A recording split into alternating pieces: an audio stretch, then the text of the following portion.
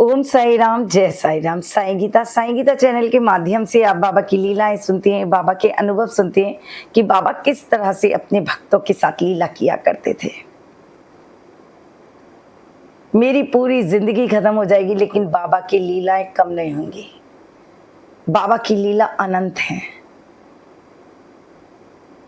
कहते हैं कि जब बाबा किसी के ऊपर कृपा करते हैं तो उसकी किस्मत बदल जाती है। ऐसी बाबा ने मेरे ऊपर कृपा करी। उस समय की बात है जब मेरे हस्बैंड की डेथ हुई थी और मैं सारा दिन रोती रहती थी, डिप्रेशन में थी। जब मेरे हस्बैंड हॉस्पिटल में थी तब मैं रोहिणी के 7 सेक्टर में जो मंदिर है वहाँ गई थी। लेकिन मुझे इतना नहीं पता था कि क्योंकि मैं पहले काली माँ के मंदिर जाया करती थी, मुझे बाबा से मैं रूबरू नहीं हुई थी। लेकिन बाबा ने किस तरह मुझे अपने पास बुलाया। पटेल नगर में काली माता मंदिर थी तो मैं काली माता मंदिर में जाती थी। बाबा का मंदिर था, बस मत्था टेका और आ गई। लेकिन कभी भी मैंने अपने दिल की बात या कुछ नहीं करी। एक दिन क्या था कि मेरे जहाँ मैं रहती थी उस घर के पीछे साई संध्या चल रही थी और जब साई संध्या चल रही थी तो बाबा के भजन चल रहे थे, वो मेरे दिल को छू गए थे। मैंने कहा इतनी सुंदर भजन चल रहे हैं।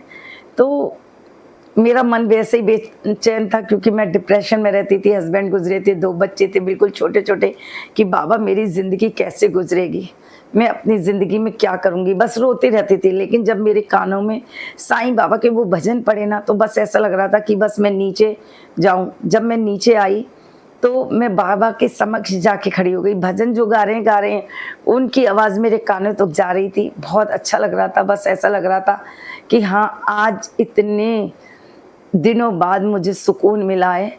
क्यों? क्योंकि जब हस्बैंड चले जाते हैं तो बंदा जो है डिप्रेशन में आ जाता है, पूरे घर परिवार पूरा डिप्रेशन में आ जाता है। और मैं इतनी टेंशन में रहती थी, बस रोती रहती थी।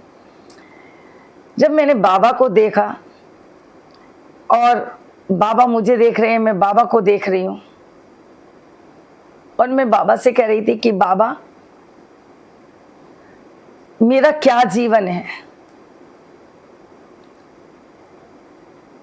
इतनी छोटी उम्र में मेरे हस्बैंड चले गए। जब मेरे हस्बैंड गुजरे थे उस समय में 22-23 साल की थी। मेरा बेटा 2.5 साल का था, बेटी 3.5 साल की थी। मैं इतनी छोटी थी, ये सोचती थी कि ये जिंदगी कैसे गुजरेगी और मैं कैसे अपने बच्चों को पाल पाऊंगी। बाबा के आगे आंसू निकलते जा रहे, ऐसा लग रहा था कि मुझे कोई अपना मिल गया है। एक पल को ऐसा लगा कि बस इनको पकड़ूं और मैं रोऊं, बस गले लगा के रोऊं। लेकिन माँ स्टेज बनी हुई थी, बाबा को गले भी नहीं लगा पा रही थी और रोई चली जा रही थी उनके आगे। उस दिन का दिन था जब बाबा से उस दिन आंख से आंख मिली और बस ऐसा लग रहा था कि मुझे सब कुछ मिल गया। मैं घर आई और घर आके वही बाबा की फेस, बाबा की सब चीज वो ही मुझे नजर आ रही। मंदिर में गई थी लेकिन बस डिप्रेशन की वजह से कुछ नहीं अच्छा लग रहा था। लेकिन जब मैं संध्या में गई, साई संध्या में गई, बाबा की साई संध्या हो रही, उसमें मुझे बाबा का रूप बिल्कुल अलग नजर आया। ऐसा लग रहा था कि बाबा ने मुझे बुलाया है और कुछ कहना चाहते हैं।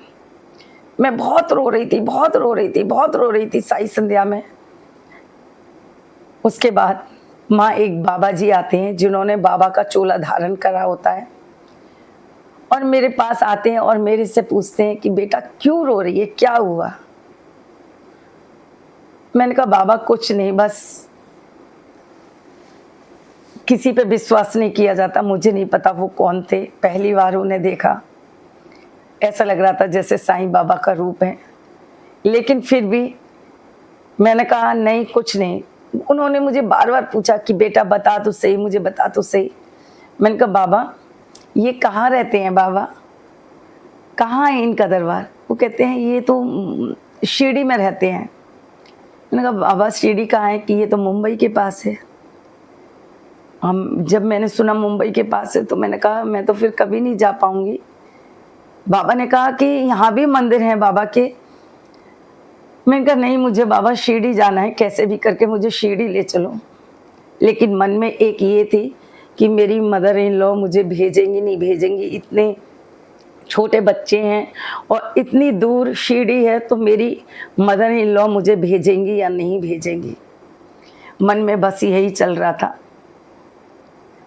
मैं कई महीने गुजर गए, बाबा से मेरा मिलना जुलना होता रहा। जो बाबा जी मुझे मिले थे वो मेरे घर आए, मेरे से बोले बेटा तू चिंता मत कर, मैं तुझे शिरडी लेके जाऊंगा। मैंने कहा बाबा मैं कैसे जाऊंगी, मेरी सासू माँ वगैरह पता नहीं भेजेंगी नहीं भेजेंगी, छोटे बच्चे हैं। बोले तू चिंता मत कर, तू शिरडी ज़रूर जाएगी। उन्होंने मुझे एक आस बंधा दी कि हाँ, मुझे लगने लगा कि मैं शिरडी ज़रूर जाऊंगी। मैंने अपनी मम्मा से बोला, मदर इन लॉ से, कि मम्मी मुझे शिरडी जाना है। मम्मी मेरी बहुत अच्छी थी, वो कहती हैं कि बेटा अगर तुझे खुशी है शिरडी जाना है तो तू शिरडी चली जा, मैं तुझे कभी मना नहीं करूँगी, बच्चों को मैं रख लूँगी, तू शिरडी जा। जब मम्मा ने ये बोल दिया तो मुझे बड़ी खुशी हुई, लेकिन जाऊँ तो जाऊँ कैसे? पैसे बहुत लगते हैं शिरडी जाने के, क्योंकि मेरे हस्बैंड गुजरे थे, मेरे मकान दुकान घर सब कुछ बेच दिया था, क्योंकि उनको कैंसर था और कैंसर की वजह से जो है उनकी डेथ हो गई। ना हस्बैंड बचे, ना घर और ना दुकान जो मेरी अपनी थी, सब कुछ चला गया। अब शिरडी जाने के लिए कम से कम 8 से 10,000 रुपये चाहिए होते हैं। जब मदर इन लॉ ने कहा चली जा, खुशी इतनी हुई, लेकिन मेरे हाथ में इतने पैसे नहीं थे कि मैं शिरडी जा सकूं। मैं एक बाबा का स्वरूप ले आई थी, घर में रखा, और मैं बाबा से रोज यही कहती थी कि बाबा मैं कैसे आऊंगी, बताओ, मेरे पास तो पैसे ही नहीं है, कैसे आऊंगी। एक दिन वही बाबा जो शिरडी में मिले थे, वो साई संध्या में मिले थे, मेरे घर आए और मेरे से बोले बेटा तैयारी कर। मैंने कहा तैयारी करूं बाबा, अभी तो पैसों का इंतजाम नहीं हुआ है। तो बोले बस पैसों का इंतजाम हो गया है, तू बस तैयारी कर। मैंने कहा बाबा कहाँ से? कि कोई साईं भक्त थे, उन्होंने कहा था कि अगर कोई साईं भक्त जाना चाहता है और वो मजबूर है और नहीं जा पा रहा है तो उसकी टिकट मैं करवाऊंगा। आज मैं उस भैया का आज भी धन्यवाद करती हूँ जिन्होंने पहली बार मेरी टिकट करवाई और मैं बाबा के दरबार में गई। हम 8 लोग गए और बाबा के शिरडी के लिए रवाना हो गए। और जब शिरडी के लिए रवाना हो गए, मेरी खुशी का ठिकाना नहीं था। मुझे ऐसा लग रहा कि पता नहीं कब के बिछड़े हुए और मुझे सब कुछ मिल गया, मैं अपने बाप से मिलने जा रही हूँ। उसके बाद मैं शिरडी पहुंचने से पहले भी मैं ये एक्सपीरियंस आपको बता चुकी हूँ, लेकिन ये मेरी इस ज़िंदगी से जुड़ा है, इसलिए मैं आपको दोबारा बता रही हूँ। जो टिकट करवाई थी वो मड़माड़ तक की टिकट थी, आने की भी और जाने की भी। पहले मड़माड़ तक ही सभी लोग जाया करते थे और मड़माड़ से ही ज़्यादातर लोग आया करते थे। तो जो मेरे साथ लोग थे वो बोले कि बेटा एक काम कर, तो जो टीटी है उनसे कहे कि अभी तो हम आ गए हैं, लेकिन वापसी की जो टिकट है वो हमारी कॉपर गांव से कर दें, मड़माड़ इतनी दूर आया नहीं जाएगा। मैं टीटी के पास गई और टीटी से बात करी। मैंने कहा भैया ऐसे ऐसे बात है, हमारी टिकट आने की ऐसे। बोले मैडम ऐसा नहीं हो सकता, जहाँ की टिकट हो गई है वहीं से जाना पड़ेगा, वहीं आना पड़ेगा। मैंने 2-3 बार बोला, लेकिन उन्होंने नहीं सुना।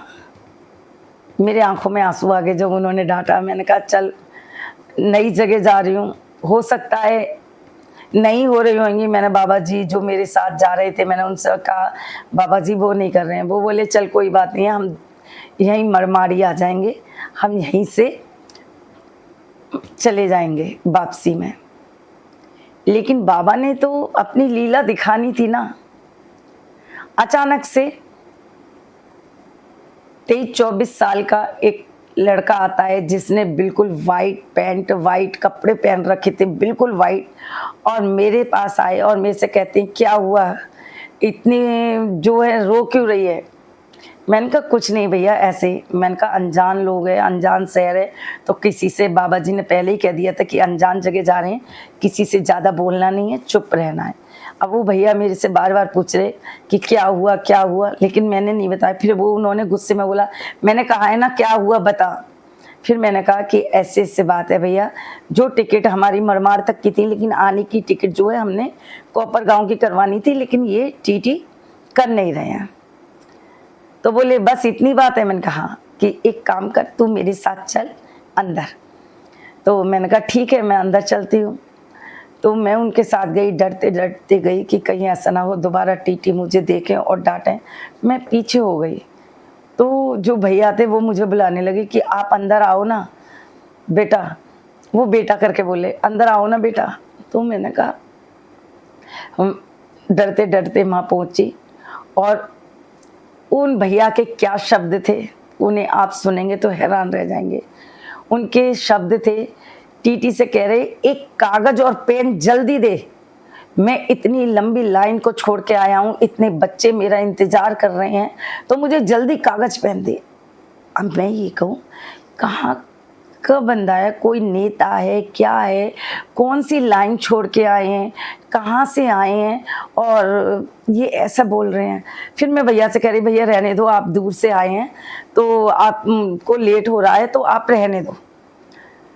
वो कहते हैं रुको रुको रुको। उन्होंने कागज पेन, टीटी कुछ नहीं बोले, कागज दिया पेन दिया, उन्होंने क्या लिखा मुझे नहीं पता, और टीटी के हाथ में दे दिया। टीटी मेरे से उन्होंने टिकट ली भैया ने, और मैंने वो टिकट दी और वो टिकट टीटी ने ली। उन्होंने क्या किया मुझे नहीं पता, और वो भैया ने टिकट मेरे हाथ में दी और बोले ले तुम्हारी जो है टिकट कोपर गाँव की हो गई है, आपने अब कोपर गाँव से ही बैठना है, यहाँ से नहीं बैठना।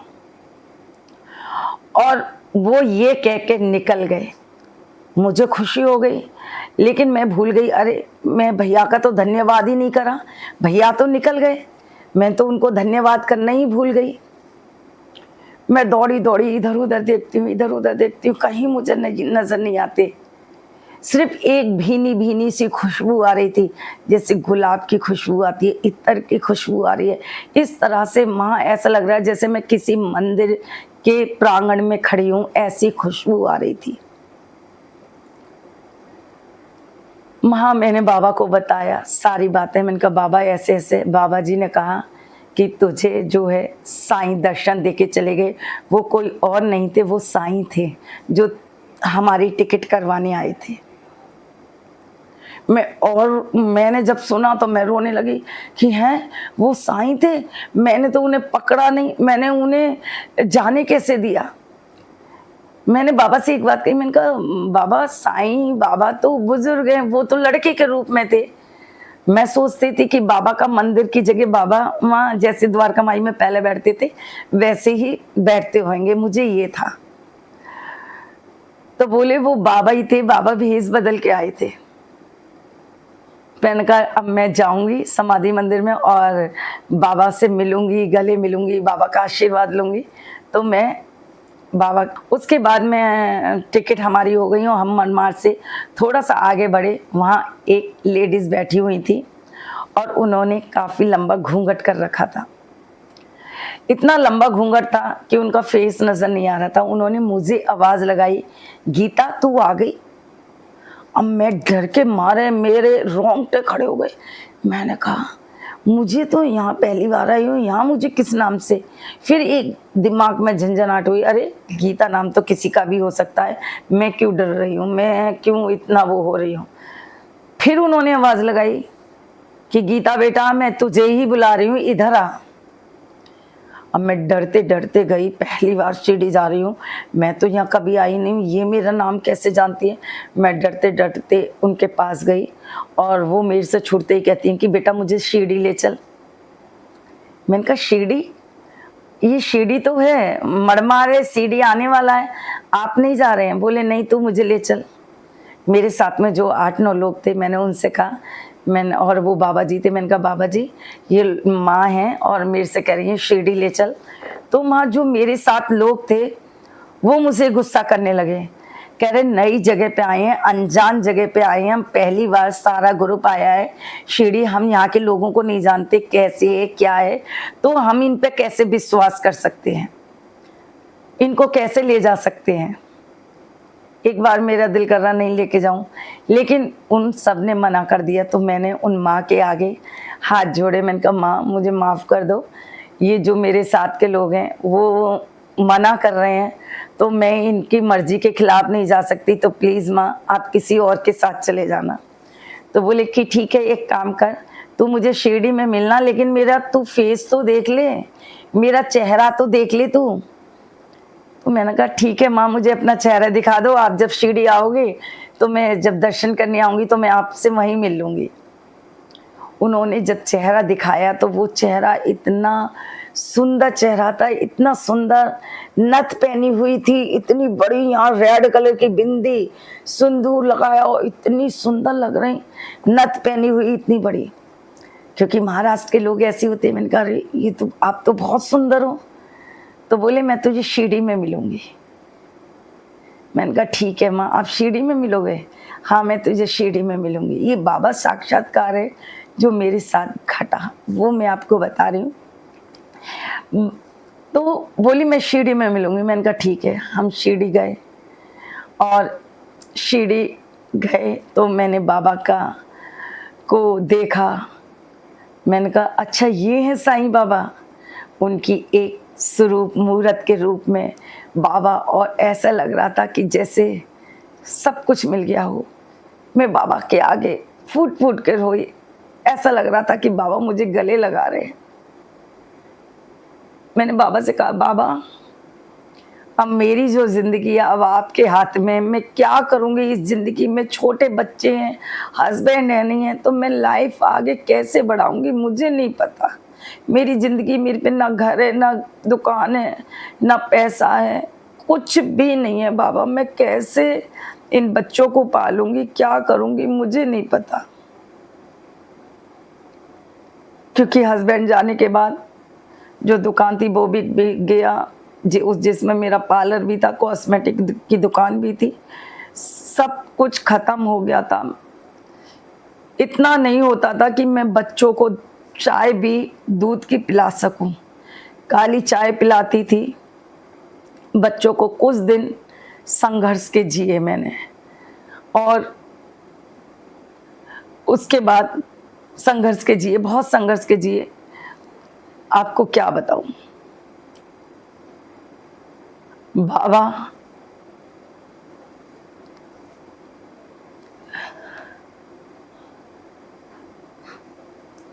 उसके बाद मैं बाबा के समाधि मंदिर से बाहर दर्शन करने पहुंची। बाहर सभी लोगों की प्रतिमाएं लगी हुई हैं, वहाँ सबकी समाधि बनी हुई है। जो लोग बाबा के साथ जाते थे, रहते थे, जो बाबा के साथ रहते थे, उन सब की माँ समाधि बनी हुई है। मैं जब माँ मत्था टेकने गई, लेकिन जब मैं बाइजा माँ के वहाँ पर गई और जब उनका चेहरा देखा तो मेरी वो हालत हो गई। मैं कहूँ बाबा ये तो वही माँ है जिनसे मैं अभी मिलके स्टेशन पे आ रही हूँ। बाबा सब कहने लगे ऐसा नहीं हो सकता, ऐसे। मैंने कहा बाबा ये वही हैं, इन्होंने कहा था ना मैं शिरडी में मिलूंगी, ये वही माँ हैं। उसके बाद मेरा दिमाग ऐसा हो गया कि ये ऐसे कैसे हो गया, जो यहाँ मौजूद भी नहीं है वो मुझसे बात करके गई हैं, मुझसे कहा मैं शिरडी में मिलूंगी, ऐसे कैसे। बाबा ने भी मुझे दर्शन दिए, पहले बाबा आई फिर उनकी माँ आई, ऐसे दर्शन।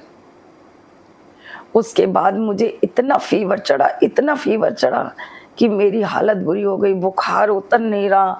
मेरे साथ जो लोग गए सब पानी की पट्टियाँ रख रहे। उसके बाद जो लोग मेरे साथ आए वो फटाफट मंदिर गए और मंदिर में पंडित से बात करी कि पंडित जी ऐसे-ऐसे बच्ची है, उसकी तबीयत खराब हो गई है। तो जो वहाँ से पंडित जी ने कहा कि आपको ऊदी का पैकेट मिला होगा, आप उसको जल में डाल के पिलाएँ, उसके माथे पे लगाएँ। तो बोले बुखार कैसे हो गया? बुखार में लेके आए थे बच्ची को? बोले नहीं, उसको बुखार में नहीं लेके आए।